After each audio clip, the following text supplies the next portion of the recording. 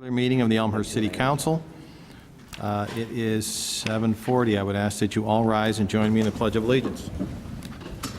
Pledge allegiance to the flag of the United States of America and to the republic for which it stands, one nation, under God, indivisible, with liberty and justice for all. Clerk Cyprian, I ask that you call the roll. Sabatino? Here. Deuter? Here. Dunn? Here. Leader? Here. Polumsky? Here. Graham? Here. Toledo? Here. York? Here. Levin? Here. Park? Here. Conquest? Here. Kennedy? Here. Mulliner? Here. Brennan? Here. 14 present, 0 absent. 14 present, 0 absent. We have a quorum. On to agenda item 3. Very pleased to welcome from ComEd, Cynthia Thomas is here, and she's going to bring us up to speed on some of the things they're doing, specifically the LED streetlight program. And ask that you make your way to the podium that you're already at. Made my way very fast. Okay. Good evening. Cynthia Thomas, External Affairs Manager with ComEd, so I support the city of Elmhurst. And I'm actually here to just say congratulations. I know. So this is what happened. Last time I was here, I talked about FEJA and all of the energy efficiency programs that came with that. And I believe I asked the board and everyone in the audience to please make the phone call to get free assessments and all that good stuff. And I believe some of that happened. But the city participated in a LED street, LED light changeout last year in 2018. If you recall, there was a program over DCEO. ComEd took that over when we passed the FEJA bill in 2016. So now we're running the program. So I had the pleasure late last year, right before the end of the year, to deliver a check to Elmhurst in the amount of $33,405 for participating in the program. That was the incentive. You could clap if you want to, but there you go. So tonight, Mayor, I'd like to leave with you, this is just a plaque we wanted to present, and it represents the carbon footprint, if you will, of what that means to save all of that energy. So the amount of energy saved is equal to removing 25 cars from the road. We have several things like that to give you an example. So yes, I'm probably going to ask you for a picture. Oh, great. Is that okay? Absolutely. Cool. So, but this is what I wanted to present tonight. Thank everyone for, thank Elmhurst for participating. And I'm working with your team all the time, Mayor, to come up with different venues and avenues where we could get to the residents and get them the information. So as usual, I have some cards I'll leave on the table. Fantastic. So that you could certainly call and get an assessment set up for your home and get all the free goodies attached to that and some information on saving energy. Wonderful. Look at that. See, that's it. That's the whole presentation right Any there. questions? Well, if for you Ms. have Thomas? questions, I certainly have them. Questions? I know that one of our Alderman Honquist. It's not a question, it's a comment. Yes, absolutely. So I did take advantage of the program, and I am saving 35% a month from the program. That How much? 35%. Really? Look at that. So I just wanted to thank you because she did help me, and we got the program set up, and it was fantastic, and they did a great job. So I just want to give kudos. Well, thank you. I'm so glad you're pleased. Really, thank you so much for the comment. I gotta join me for the picture. There you go. You could clap again if you want to. There you go. Come on. All right, fine. Who can take a picture for him? Howard's pretty good at it. Is Howard going to take a picture? And we're gonna, Okay, you just send it to me? one of the sitting aldermen who participated is gonna be in the picture. There you go. I did sign up for that. Yeah. And Beth was doing laundry.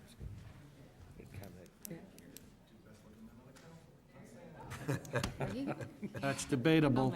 Right. Not debatable, it's just false. There's no debate. Notice? You know how to do that, Howard? That's puffing. That's what that is.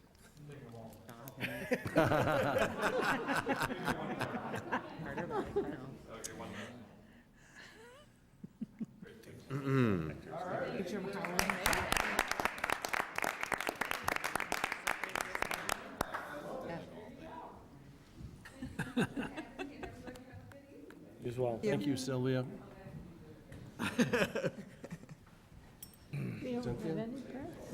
Absolutely. Thank you, Mayor. Carbon impact, 137 acres of trees planted. 100% sure.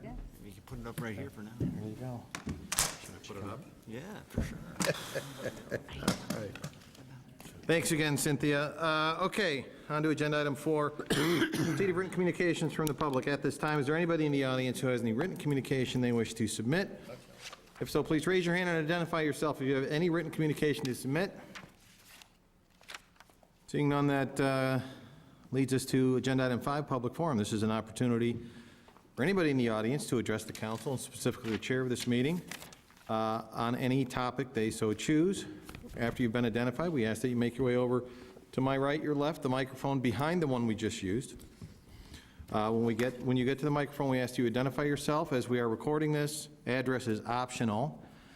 We ask, out of respect for the work that we have to get done here this evening and respect for other folks that may want to speak, that you keep your comments to 3 minutes. Clerk Cyprian, at this time, is there anybody who has signed up for public forum? Mayor Morley, no one signed in. No one has signed up. Okay.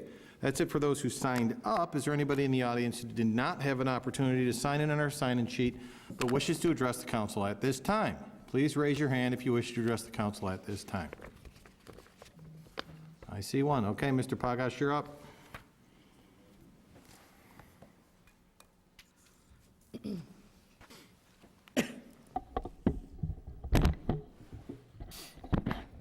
Claude Pagash, 566 West Gladys. On the agenda for tonight,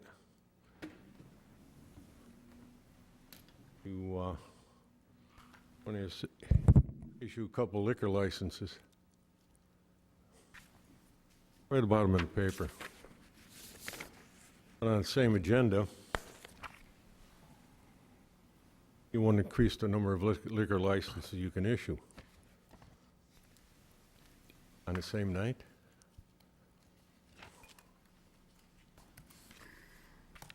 As far as these licenses, I don't know if I'd want to go to a theater where I brought some young children and I had highballs and a glass of beer being served.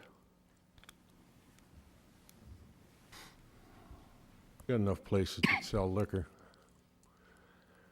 And then you always got the individual that just has a few too many and starts describing a movie. I don't think that's necessarily something that grandmothers and grandfathers would like to take their children to. But then again, the wisdom of the council is what's important here, not what the town thinks or what the parents think. I assume you don't have any grandchildren, you don't have any children of your own that you take to the theater. As far as the second issue, as described in the paper,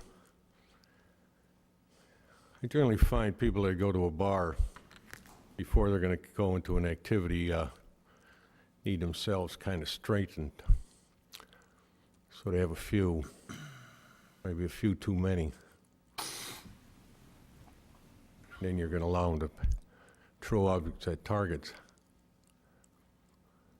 Sure, according to the paper, it's all going to be screened in. Sure it is. It's all going to be watched. But I'll be glad to see you all go to the theater with your grandchildren and your children. I know you take them to restaurants and there's alcohol there. Not even debating that point. But if this is the standard that this elected body wishes to adopt, then I'll see you at the theater. Don't forget to bring your children. And then the chief of police can sit outside the theater and hopefully catch those that are just a little too far gone and have a car full of children and maybe just wind up doing a little damage to the family. But as I've often seen with this council, it's not necessarily willing to consider those options. Mr. Pagash, can you wrap up your comments, please? Surely. Oh yeah, and that mess on Addison. Don't forget, council members, you said that exercise place didn't need parking.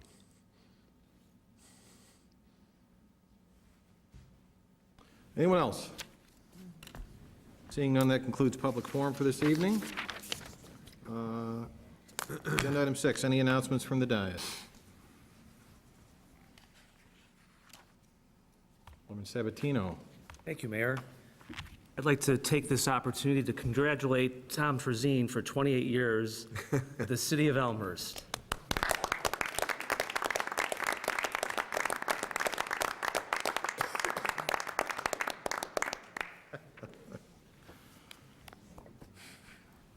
Fantastic. Any other announcements?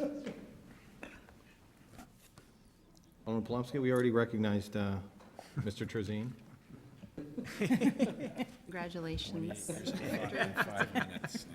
I want to remind everybody that on Wednesday, 3 to, and I'm trying to pull this up, I think 5 p.m. at York, is a youth job and volunteer fair that is being organized by the Elmhurst Commission on Youth. Thanks. Terrific. Okay, any other announcements? Seeing none, we'll go on to the consent agenda. At this time, is there any items on the consent agenda any alderman wishes to have removed, to vote no, or provide additional comment? Alderman Braham. 7.6. 7.6, okay. Anyone else?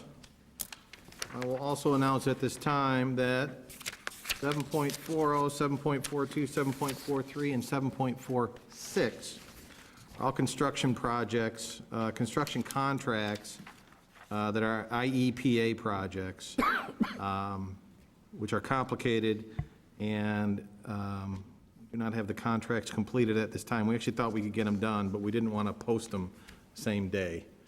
Just very complicated contracts, especially when you're dealing with IEPA funds. So 7.4, 7.42, 7.43, 7.46. 7.40. 40. Oh, I'm sorry, I crossed it out myself. 40, 42, 43, and 46. Those contracts will be posted and on the next agenda, but they are not on this consent agenda. Alderman Braham, you pulled 7.6. Anyone else?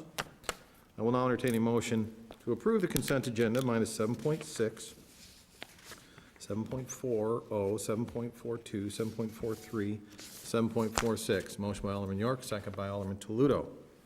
Clerk Cyprian. Sabatino? Aye. Deuter? Aye. Dunn? Aye. Leader? Aye. Palomsky? Aye. Graham? Aye. Toledo? Aye. York? Aye. Levin? Aye. Park? Aye. Conquest? Aye. Kennedy? Aye. Mulliner? Aye. Brennan? Aye. 14 ayes, 0 nays, 0 absent. 14 ayes, 0 nays. Consent agenda minus 7.6, 7.40, 7.42, 7.43, and 7.46 is approved. On to 7.6. This is a report out of Public Works, and I ask Clerk Cyprian to read the recommendation. It is therefore the recommendation of the Public Works and Building Committee that the city billing rates for 35, 65, and 95-gallon container service, refuse sticker, and yard waste stickers be adjusted annually as indicated above and on the attached spreadsheet for the contract period of 2019 and 2020. Signed, Jim Kennedy, Chairman, Marty Deuter, Vice Chairman, Norman Leader, unsigned, Michael J. Bram. Okay, to put this before council, I'll ask for a motion to approve the report and recommendation as read. Motion by Alderman Kennedy, second by Alderman Deuter. Alderman Kennedy, your report. Thank you, Mr. Mayor. This is the annual review, updating of the waste rates.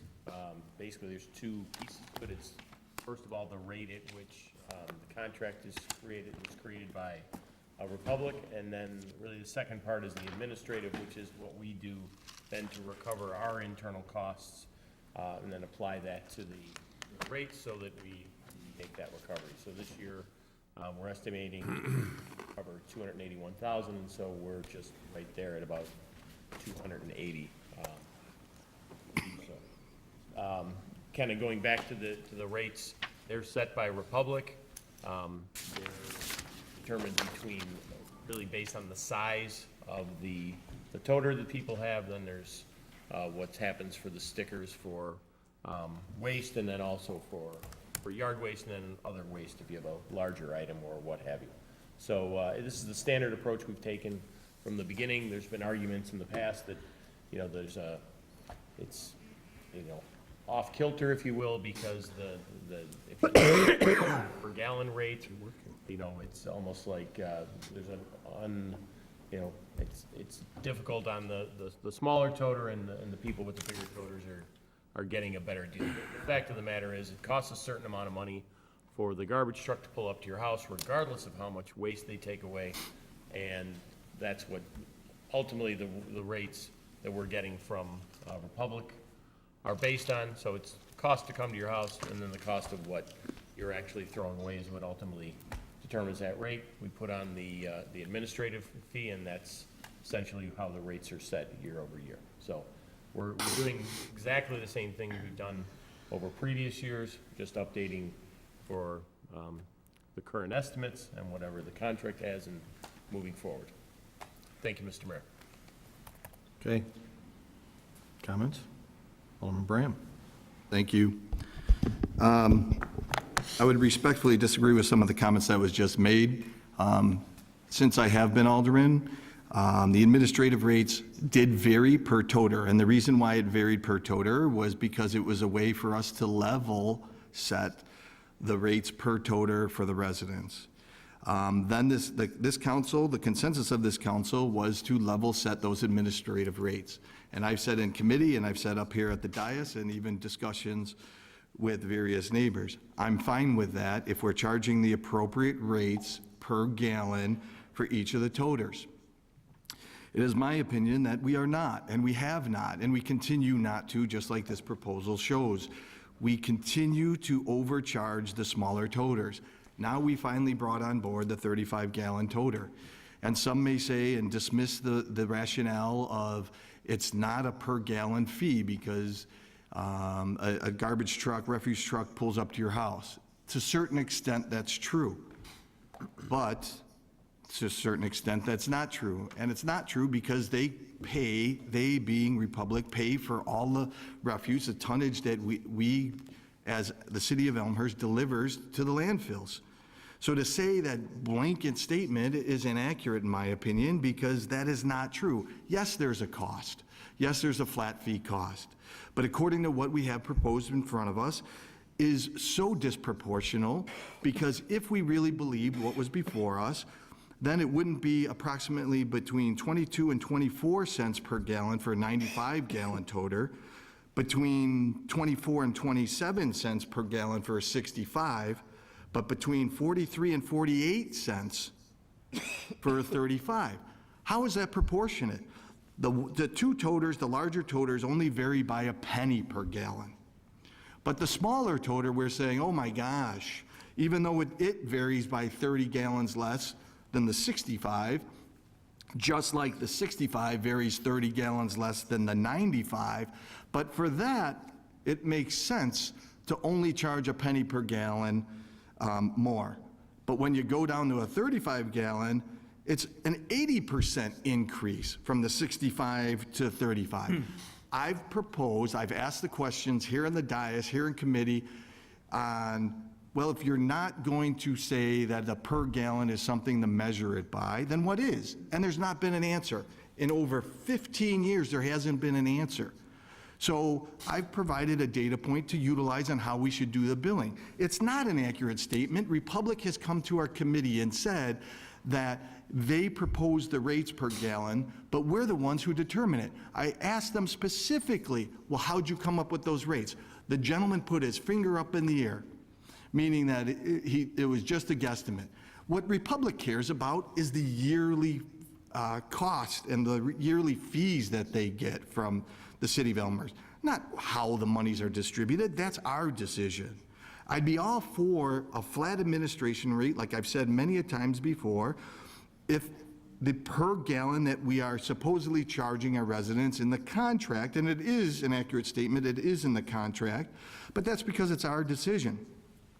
If that all made sense, then how come our refuse stickers are only 9 cents per gallon? Same size, 35 gallons, but there it's 9 cents per gallon, but people who have the monthly gallon toter, it's proposed to be 48 cents a gallon.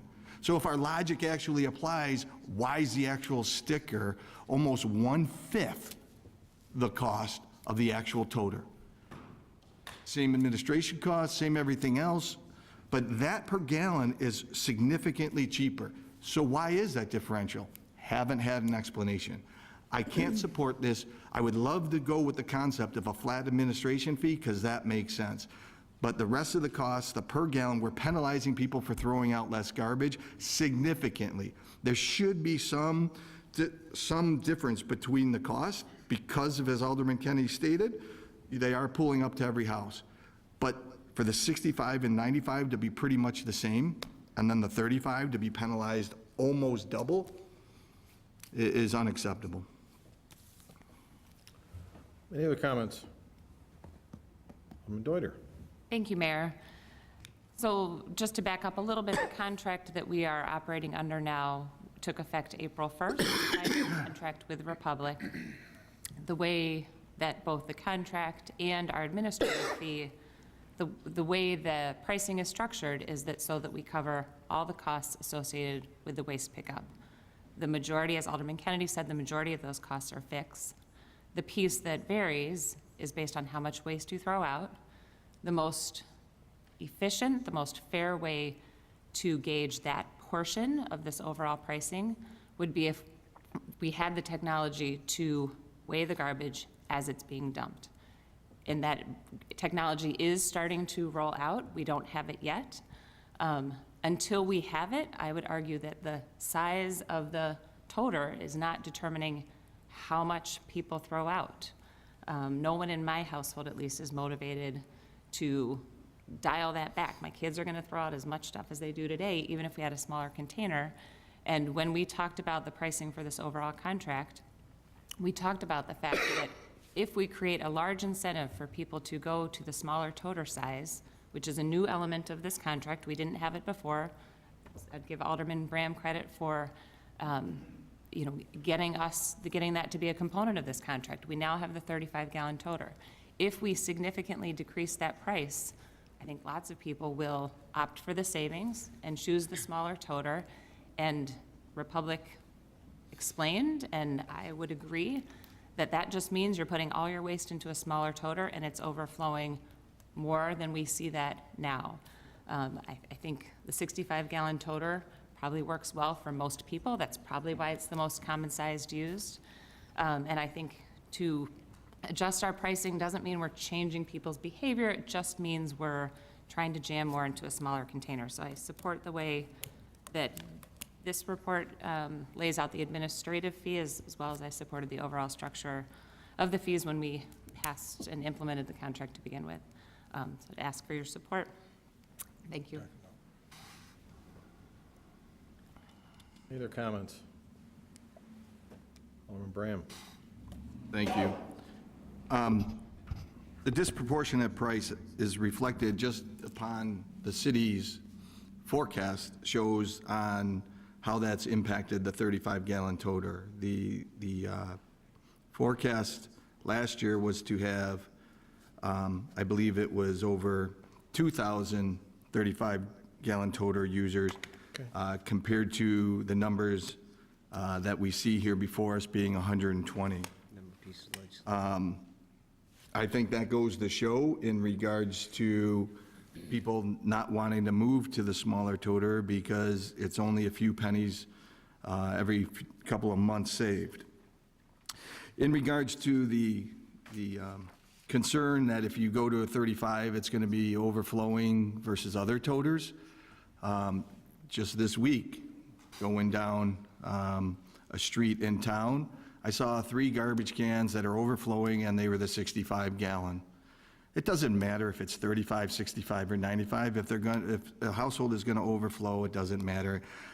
In all due respect, I think it's speculation by the comments of Republic and others to say that the 35-gallon is going to cause more people to overflow that size toter versus others.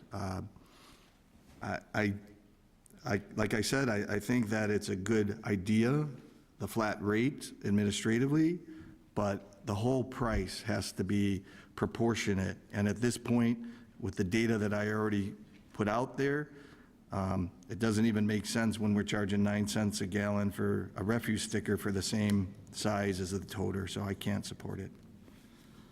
Okay, any other comments? Seeing none, I'll ask Clerk Cyprian to call the vote. Sabatino? Aye. Deuter? Aye. Dunn? Aye. Leader? Aye. Palomski? Aye. Graham? No. Toledo? Aye. York? Aye. Levin? Aye. Park? Aye. Conquest? Aye. Kennedy? Aye. Mulliner? Aye. Brennan? Aye. 13 ayes, 1 nay, 0 absent. Unanimous, 1 nay, motion carries. Agenda item 7.6 is approved. On to agenda item 8, committee reports. Report out of DP&Z. I'd ask Clerk Cyprian to read the recommendation. 8.1. Therefore, the Development, Planning, and Zoning Committee recommend that the City Council approve the amended plan development text. The city attorney is hereby directed to prepare the necessary documents for City Council approval. Signed, Michael Honquist, Chairman, Noel Toledo, Vice Chairman, Mark A. Mulliner. Okay, to put this before council, I'll ask for a motion to approve the report and recommendation as read. Motion by Alderman Honquist, second by Alderman Toledo. Alderman Honquist, your report. Thank you, Mr. Mayor. Before I get started, I just wanted to thank staff and Alderman Toledo, put a lot of work into this report. I thought it was a very, very well-written report on what can be a kind of complicated at first read text amendment. So thank you, all of you. Hopefully, that well-written report helped to answer a lot of questions. I'm going to go through a few highlights in my notes just for the record and for the public that might be listening tonight, but I think between the report and the addendum to the report, there's a lot of information there, but we're obviously happy to answer any questions. So this is the plan development text amendment, which is the result of the downtown plan that we approved in 2016. It recommended that we take a look and review our planned development and potentially pass an update to that, which is what this is for and what we're asking for your support for. So, brief history, staff worked with consultants from Housel Levine, the Zoning and Planning Commission, and then obviously with us to create a draft plan development language appropriate for downtown and less dense commercial and residential areas. The intent was to provide an alternative zoning process to encourage innovation, imagination, and creative architectural design. The objective of the ordinance is to also encourage a higher level of design and amenity and public benefits as well. So there are a variety of points to that. Just real quick, any plan development process must meet all of the following standards. The existing conditional use standards listed in section 22.26, city plans, public welfare, impact on public facilities and resources, architectural, historical, and cultural impact, parking and traffic, adequate buffering, performance, appearance, and signs. So consistent with much of what we already have in our zoning ordinances, it would be consistent with that, consistent with our process.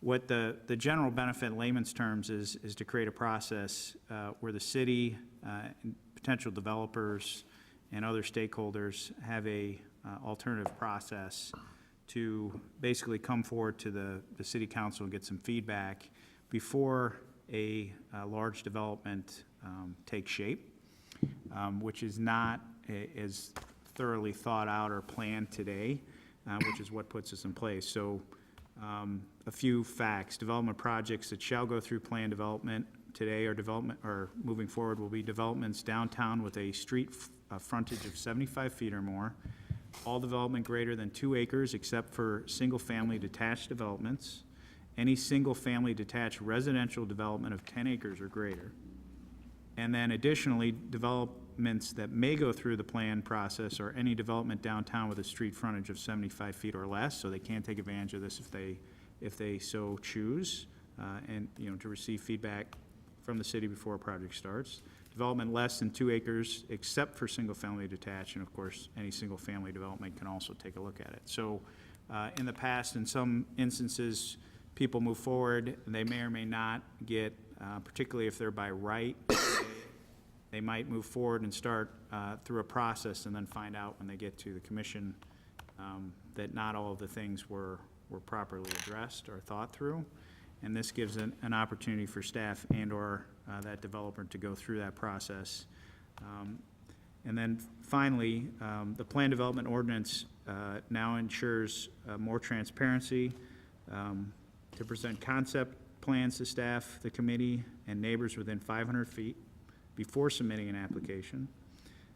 While this feedback is informal and non-binding prior to the public hearings, the new process provides more opportunities for feedback from the community while encouraging a public dialogue around any proposed development, particularly larger ones we're talking about. And only after developers meet with the staff, the DPZ, and the community are they able to formally file an application, which will begin the public hearing process. So I know I covered a lot of information at a high level, and that's why I referred to all of us to the report. But we're happy to answer any questions, and we ask for your support. Thank you. Comments or questions? Alderman Levin? Two things. One is, if there's, and not necessarily for the committee, but I'm thinking of projects that might be already in planning and how this might affect someone who is in that process, and it could be some of these provisions are now mandatory. They might have started down the road in a different way. I'm wondering if we have a handle on who might be caught in the switches, or if we need to build in some sort of provision to allow for those who have already started the process not to be spun around on this because it's a different way of doing things.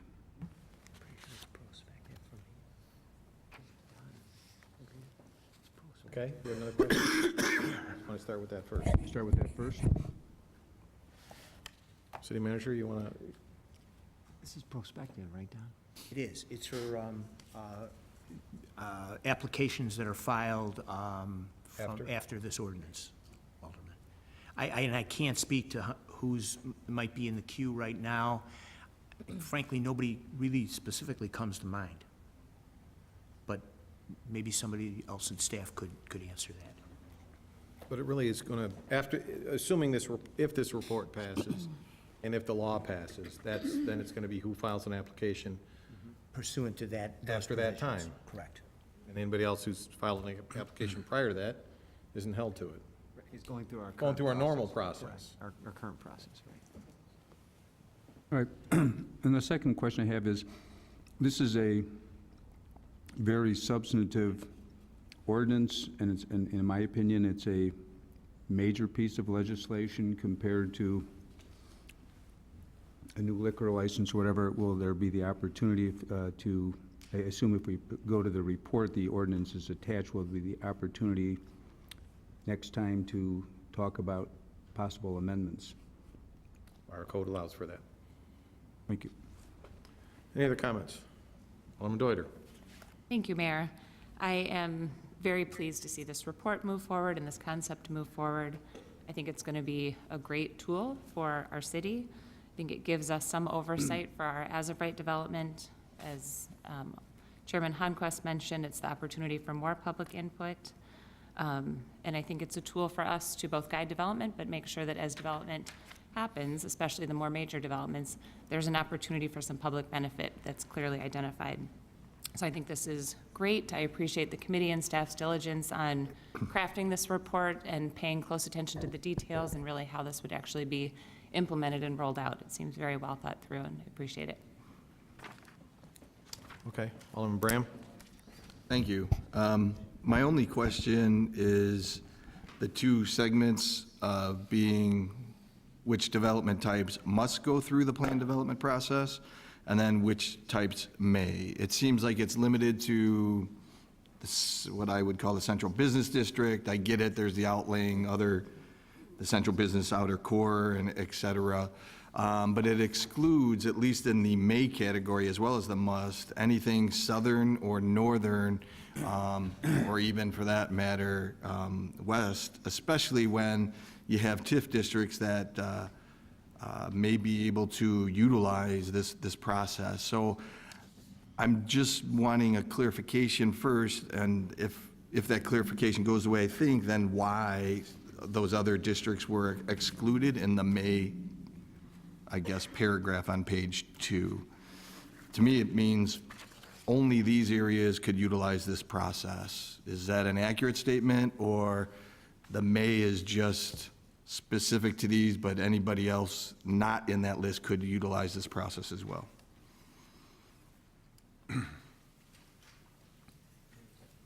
Alderman Honquist? So the developments that may go through is not specific to his own, it's for the city, if I heard your question correctly. Okay. If that is, that's fine. Okay. Okay, any other comments? Seeing none? Clerk Cyprian. Sabatino? Aye. Deuter? Aye. Dunn? Aye. Leader? Aye. Palumski? Aye. Graham? Aye. See. Is that an aye? Is that aye? Okay. Toledo? Aye. York? Aye. Levin? Aye. Park? Aye. Conquest? Aye. Kennedy? Aye. Mulliner? Aye. Brennan? Aye. 14 ayes, 0 nays, 0 absent. 14 ayes, 0 nays, motion carries. Agenda item 8.1 is approved. On to reports and recommendations of appointed elected officials. Mayor Morley, that's me. First and foremost, I want to thank Jim O'Connor, Dave Thompson, and everybody else involved in the St. Patrick's Day Parade we had a week ago, plus a couple of days. I want to congratulate IC Catholic Prep as they were the Grand Marshals. One of my favorite days in Elmhurst. Elmhurst is one of the few towns that gets 2 St. Patrick's Days every year. I know the town appreciates it, and I know the businesses appreciate it. So a little cold, but I expected nothing less than Elmhurst folks to power through it, and from what I saw, they did with gusto. And it was a great time had by all. Also want to mention early voting. Early voting started today here at City Hall, and it goes through March 30th, which is a Saturday. And you can get the times and dates online on both on the county website and the city website. But we are holding early voting here, and we are manning it on Saturdays as well. And finally, Alderman Palumski mentioned it, but to all the parents out there, the job fair is this Wednesday, 3 to 6 at York High School. And if you want your kid to have a job, I guarantee if they go to this and apply, they will get a job. Guaranteed. Go to this. There are, I don't know, last time I checked, there was like 60 or 70 people, individual firms, Park District, you name it, looking to employ these kids. So I encourage everyone to go. Again, organized by the Commission on Youth. That's it for me. City Manager? Thank you. 2 items both related to the museum. Dave is not here tonight because he is meeting with the foundation chairman. However, he would tell you very exciting things coming up at the museum. I know I can't do it as well as Dave does.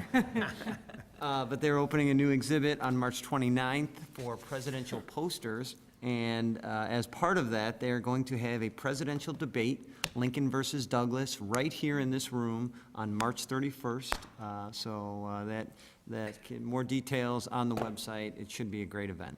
Thank you, Mayor. Any other reports? Seeing none, I'll go on to resolution, agenda item 10, 10.1. Clerk Cyprian, please read the resolution. A resolution authorizing the execution of a contract between Leopardo Companies, Inc. and the City of Elmhurst for police station repairs. See item 7.8. With this before council, I'll ask for a motion to approve the resolution as read. Motion by Alderman Kennedy, second by Alderman Deuter. Alderman Kennedy? Thank you, Mr. Mayor. This is obviously something we're trying to get approved tonight after it was on the consent agenda to expedite the repairs to the police station. Okay. Water pipe that broke during the polar vortex. Thank you. Questions? Clerk Cyprian. Sabatino? Aye. Deuter? Aye. Dunn? Aye. Leader? Aye. Palumski? Aye. Graham? Aye. Toledo? Aye. York? Aye. Levin? Aye. Park? Aye. Conquest? Aye. Kennedy? Aye. Mulliner? Aye. Brennan? Aye. 14 ayes, 0 nays, 0 absent. 14 ayes, 0 nays, motion carries. Agenda item 10.1 is approved. On to other business. Any other business? I'll entertain a motion to adjourn. Yes? No? Other business? Other business. Other business. Alderman Conquest. I just wanted to mention Thursday, March 21st is World Down Syndrome Day. That's my only comment. Thank you, Mayor. Alderman York. The Finance Committee will not be having a committee meeting next Monday due to lack of a quorum. Okay. Alderman Levin. Public Affairs and Safety will not be meeting Monday because we follow the lead of Finance. We should. Everyone should. Alderman Kennedy. Thank you, Mr. Mayor. Now you're Public Works piling and on. Buildings is a group of free thinkers, but we are also not having. Lots of pressure, Hank. Alderman Conquest. The odds are we are meeting, but we'll finalize this week. Got it. All right, I'll entertain a motion to adjourn. Motion by Alderman Graham, second by Alderman Deuter. All in favor, say aye. Aye. Opposed? We're adjourned. Thank you, everyone.